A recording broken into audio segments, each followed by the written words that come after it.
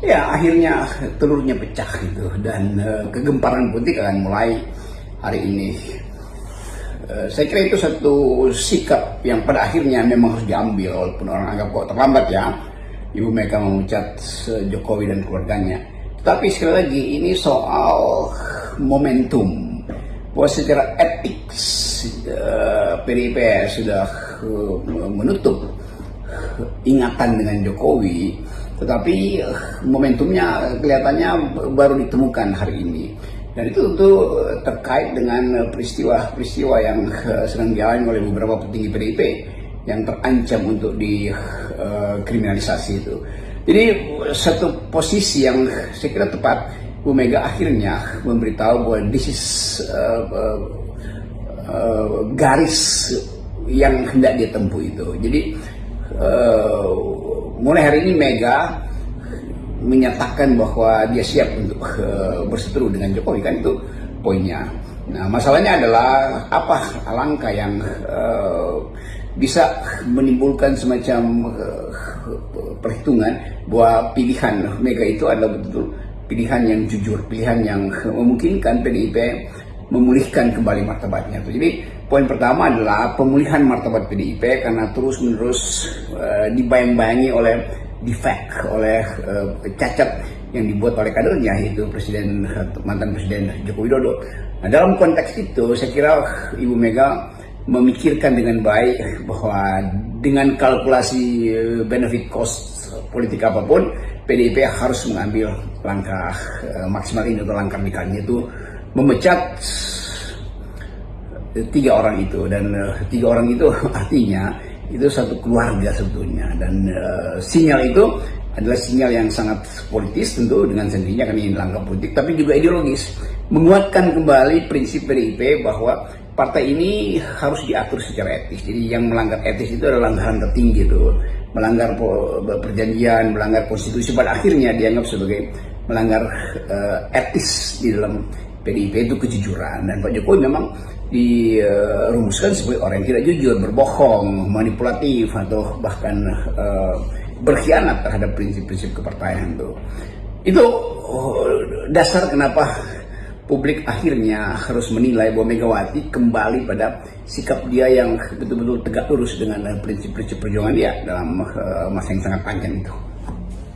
Secara personal yang tampak kasat mata dan bolak-balik juga dinyatakan oleh Hasto maupun Ibu Megawati, ini kelihatannya yang bakal jadi sasaran pertama itu dipastikan adalah Hasto. Apalagi posisi Hasto ini kan sebagai sekjen tentu sangat vital ya. Kalau kemudian Hasto itu yang dilumpuhkan, kan ini bisa dampaknya terhadap partai juga besar gitu. Ini pertama, kalau soal Hasto ada kaitannya dengan DPO Harun Masiku, dan belakangan juga muncul isu keterlibatan Hasto dengan seorang perempuan yang disebut sebagai istri sahabatnya. Dan selain Hasto, saya pikir tokoh-tokoh PDI lain juga harus bersiap-siap. Ini kan beberapa waktu yang lalu sudah ada yang rumahnya digeledah oleh KPK berkaitan dengan bansos. Memang bumbu-bumbu sensasi mulai dilepaskan oleh lawan politik Ibu Mega soal skandal-skandal yang terutama menyangkut isu perempuan itu. Jadi sekali lagi kita mulai lihat bagaimana sensasi itu diajukan lebih awal sebetulnya untuk demoralisasi. Jadi seolah-olah publik akan diberi semacam kata pengantar bahwa ini orang-orang PDIP ini begini kelakuannya tuh. Karena itu kalau mereka dikriminalkan memang udah nasibnya. Ini dua hal yang harus dipisahkan itu, bahwa ukuran mengkriminalkan orang itu dasarnya adalah bukti, fakta, bukan sekedar merusak nama seseorang itu apapun akibatnya. Tetapi sekali lagi kondisi ini menjadi semacam pengetahuan kita bahwa lawan-lawan politik mulai digerogoti dari segi-segi yang sifatnya personal sebetulnya, dan pengkondisian itu yang memungkinkan kita melihat bahwa pola kerja mereka yang hendak menyingkirkan PDIP selalu sama itu. Dan juga berlaku di partai yang lain tuh. PKS juga pernah kena kasus begituan, lalu diukurkan pada soal keterlibatan dengan perempuan. Jadi seolah-olah ada masalah yang disebut femme fatale itu, atau roots of all evil itu adalah perempuan. Ini juga satu upaya untuk memanipulasi peristiwa, dan kerajuan-kerajuan itu harusnya kita pahami sebagai sinyal bahwa perseteruan antara Megawati dan kekuasaan itu, terutama kekuasaan Presiden Jokowi yang memang hari-hari ini masih berupaya untuk sebut aja merusak PDIP, itu masih akan dilanjutkan. Jadi itu yang kita pandang sebagai kegagalan era Presiden Jokowi menanamkan nilai-nilai atau etos tentang keadilan, etos tentang kejujuran tuh, dan semuanya kita harus anggap lebih awal sebagai upaya untuk kriminalisasi, karena hanya dalam 1-2 bulan ini isu Harun Masiku diangkat habis-habisan tuh, tentu untuk melemahkan posisi PDIP di dalam meja catur politik hari-hari ini. Tetapi saya kira sang ratu itu punya kemampuan untuk maneuvering tuh, dan yang menjaga dia itu tentu pertama-tama adalah Wong Cili yang tahu bahwa Mega itu tidak boleh diganggu tuh, karena ada semacam kepastian bahwa Mega jadi semacam simbol perlawanan rakyat kecil. Apapun alasannya, apapun kontroversinya, tetap Mega dikenal sebagai pemberani yang sudah ia perlihatkan sejak Orde Baru. Saya kira itu variabel determinan yang memungkinkan Mega mengambil langkah radikal hari ini, itu memecat Jokowi dan 2 putranya. Ibu Mega beberapa hari lalu kan menyatakan adanya akan mengawut-awut Kongres PDIP dan bahkan menantang, silahkan kalau berani mengawut-awut partainya gitu. Ya, yang kita tahu lah pasti yang dimaksud siapa. Ini pasti ya Pak Jokowi dan keluarganya. Jadi artinya Ibu Megawati itu sekarang sudah bersiap menghadapi risiko terburuk ya, karena konfrontasinya dengan Jokowi.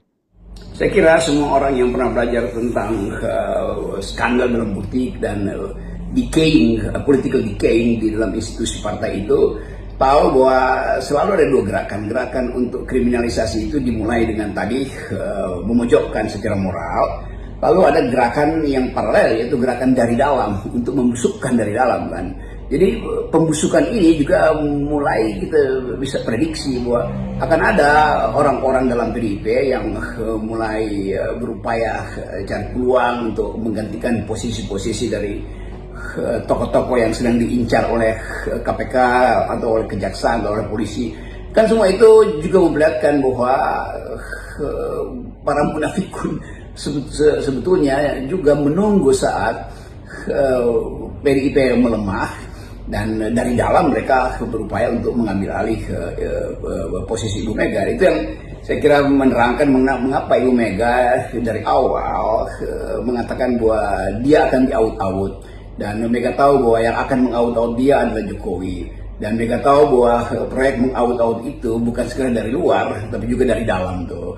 Nah itu Mega menegaskan bahwa dia secara aklamasi percaya akan terpilih lagi di Kongres tahun depan. Nah persiapan Kongres itu juga menunjukkan betapa Mega itu tahu rencana politik yang berbahaya atau yang penuh dengan jebakan itu sedang dipasang oleh Jokowi, pasti dari dalam maupun dari luar. Kan itu sinyal awal yang kita bisa baca. Sekaligus kita bisa bertanya misalnya apa kira-kira reaksi dari mereka yang pertama yang pernah ada di PDIP lalu pindah ke gerbong kekuasaan. Kan banyak tokoh-tokoh PDIP, Marwarar, Budiman atau yang lain lagi yang keluar dari PDIP. Tetapi dalam peristiwa ini, apakah sejarah mereka di PDIP akan diuji juga? Apakah sikap mereka terhadap Mega juga sama dengan sikap Jokowi, yaitu hendak memberantakan partai itu? Itu juga sikap yang harus diperlihatkan dari awal. Mungkin harus ada menunggu wawancara antara jurnalis atau netizen dengan tokoh-tokoh itu, Budiman atau Warwaran segala macam itu. Apa pandangan mereka kalau Ibu Mega itu dipojokkan oleh Jokowi? Dan kita lihat pempojokan itu akan berlangsung karena Presiden Jokowi bagaimanapun dia masih ada dalam lingkaran kekuasaan melalui anaknya. Itu artinya sphere of influence dia itu terhadap kepolisian, kejaksaan atau KPK masih berlangsung. Jadi kita tetap lihat faktor ini sebagai penjelas bagaimana upaya untuk membusukkan demokrasi dengan cara mengaut-autkan PDIP supaya melemah. Jadi sekarang ini Megawati bersama PDIP dan Jokowi itu sudah langsung berhadapan-hadapan ya, dan mungkin mereka nanti tidak ada lagi perasaan sungkan atau apapun gitu, ewuh pakewuh gitu, karena Jokowi sudah bukan lagi kader PDIP. Bagaimana ini sejarah akan mencatat kedua tokoh ini nantinya, Bung Rocky? Saya tetap melihat bahwa PDIP atau Ibu Mega punya ethical standpoint atau moral standing yang lebih kuat dari Jokowi, karena Jokowi itu melanggar konstitusi, yaitu sebut aja memalsukan ide tentang demokrasi itu dengan mendorong supaya ada pekerjaan manipulatif di Mahkamah Konstitusi untuk meloloskan putranya. Jadi itu satu pelanggaran tertinggi itu secara etis maupun secara konstitusi. Sementara tokoh-tokoh PDIP yang jelas kriminalisasi ke mereka itu dalam upaya untuk balancing bahwa Jokowi punya pelanggaran luar biasa, karena itu dia mesti berupaya untuk menjebak atau menjebloskan tokoh-tokoh PDIP di dalam moral yang sama, dan padahal sebetulnya itu jauh sekali agenda atau jarak moralnya itu. Jokowi akan dicatat oleh sejarah oleh para peneliti sebagai perusak demokrasi. Jokowi akan dicatat dalam sejarah sebagai orang yang membegal partai-partai itu. Golkar dibegal, P3 dibegal, Demokrat juga dibegal tuh, apalagi PDIP.